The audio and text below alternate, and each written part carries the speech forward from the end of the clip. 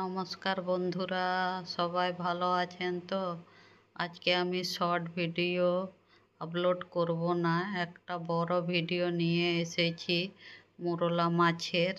সেটাই আজকে আমি রান্না করে দেখাবো। তার জন্য মোরলা মাছগুলোকে আমি ভালো করে ধুয়ে রেখেছিলাম, আলুও ছোট ছোট করে কেটে রেখেছিলাম, ফুলকপিও কেটে রেখেছি।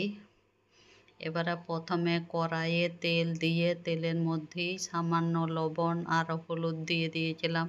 তারপরে মোরলা মাছগুলোকে ভালো করে ভেজে তুলে নিয়েছি। সেই তেলের মধ্যেই এবার আলুগুলোকেও এই যে ভেজে তুলে নিচ্ছি। আলুগুলোকে আমি একটু লাল লাল করেই ভেজে নেব, তার জন্য কিছুটা সময় নিচ্ছে, সময় নিয়েই ভাজবো। আলুগুলো ভালো করে ভাজা হলে খেতে খুব ভালো লাগে, সেই জন্য আলুগুলোকে ভালো করে ভেজে নিচ্ছি। আলু ভাজা হয়ে গেছে, এবারে তুলে নেব। তারপরে ওই তেলের মধ্যেই আমি ফুলকপিগুলোকে দিয়ে দিলাম, ফুলকপিও ভেজে তুলে নেব। এই সময় কিন্তু আমি গ্যাসের আঁচটা কমিয়ে দিয়েছি, কেননা অল্প আঁচে ভালো ভাজা যায় এবং খেতেও ভালো লাগে।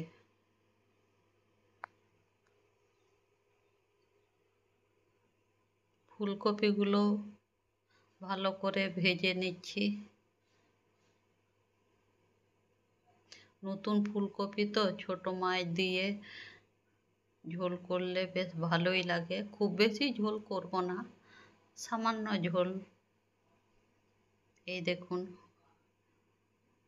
হয়েই গেছে। এবারে ফুলকপিগুলোকে তুলে নেব। দিয়ে ওই তেলের মধ্যেই আমি দুটো বড় সাইজের পেঁয়াজ কেটেছি, সেই পেঁয়াজগুলোকে আমি ভেজে নেব। খুব বেশি ভাজবো না, কেননা পেঁয়াজ খুব বেশি ভাজলে রান্নার কালারটা ভালো আসে না, একটু কালো কালচে হয়ে যায়। সেই জন্য পেঁয়াজ আমি হালকা করেই ভেজে নেব।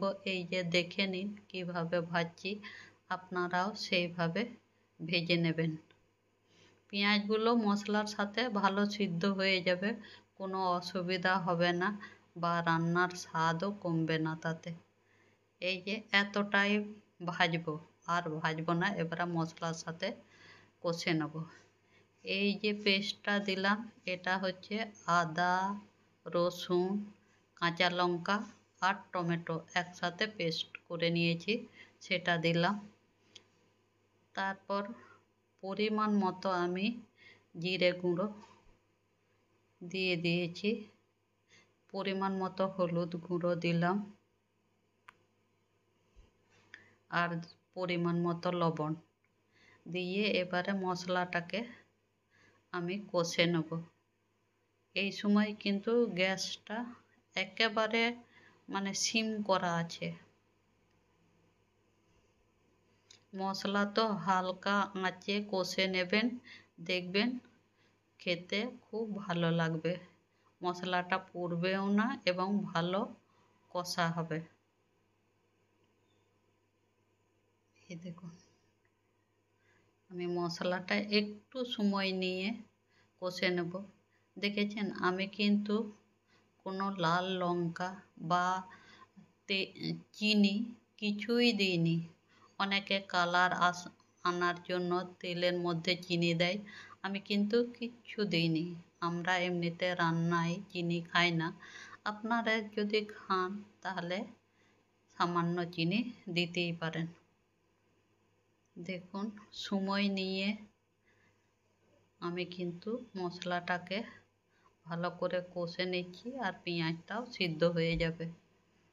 এই দেখুন অনেকটাই কষা হয়ে গেছে মশলাটা, তবু আমি একটু ঢাকা দিয়ে রেখে দেবো যাতে মশলাটা ভালো করে সিদ্ধ হয়ে যায়। এবারে খুলে দেখি, দেখুন মশলাটা কত ভালো কষা হয়েছে, মশলা থেকে তেল ছেড়ে দিয়েছে। এবারে আমি তাও কিছুক্ষণ কষে নেব। এবার নিয়ে পেঁয়াজগুলো সিদ্ধ হয়ে গেছে এবং মশলাটাও খুব ভালো কষা হয়েছে। এই রকম করে গ্যাস সিম করে যদি মশলা কষা হয় তরকারির কালারটাও খুব ভালো আসে। তার জন্য লাল লঙ্কা বা কাশ্মীরি লঙ্কার প্রয়োজন হয় না বন্ধুরা। এইভাবে রান্না করবেন, দেখবেন তরকারির কালার খুব ভালো হবে। এবারে আমি পরিমাণ মতো জল দিয়ে দেবো।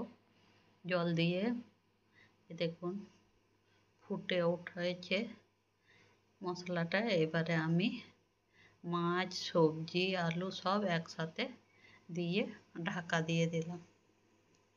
ঢাকা দিয়ে মিনিট 6-7 হতে দিলাম। তারপরে ঢাকা খুলে নিয়ে দেখছি রান্নাটা হয়ে গেছে। দেখুন বন্ধুরা কত সুন্দর কালার এসেছে, দেখলেই খেতে ইচ্ছে করবে। আমি এবারে